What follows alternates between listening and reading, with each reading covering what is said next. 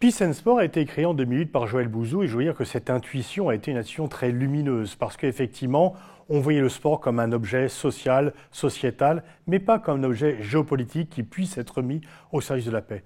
Or, chaque jour montre que le sport peut être un instrument de pacification des relations internationales ou de pacification des relations entre les communautés.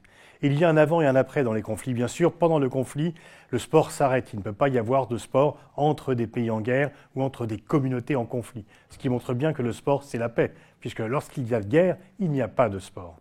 Le sport peut jouer un rôle de prévention pour effectivement permettre à des communautés, permettre à des pays de s'ouvrir plus les uns sur les autres, de permettre des fréquentations, de permettre des contacts qui vont finalement mieux faire connaître l'autre et faire diminuer les tensions, faire diminuer les appréhensions par rapport à l'autre, faire diminuer le goût d'affronter de façon violente l'autre, puisque le sport, c'est un affrontement, mais un affrontement régulé, un affrontement encadré, un affrontement qui a un début et une fin, qui a un arbitre, rien à voir avec la guerre. Et puis, après un conflit, une fois encore, qu'il soit local ou international, le sport est un instrument de réconciliation des conflits. Les communautés qui s'affrontaient peuvent de nouveau se parler et là, l'adversaire est également un partenaire parce qu'on a besoin de l'autre dans le sport.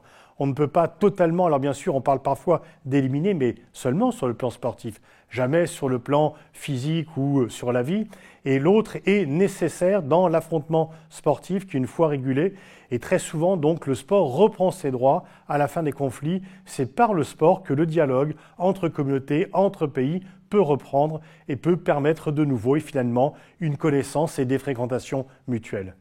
On devrait plus doter le sport de moyens parce que les moyens qui vont au sport sont bons bien sûr pour le bien-être physique, sont bons pour la santé, mais sont également utiles au vouloir vivre ensemble et pour éviter les conflits, une fois de plus, qu'ils soient locaux ou globaux.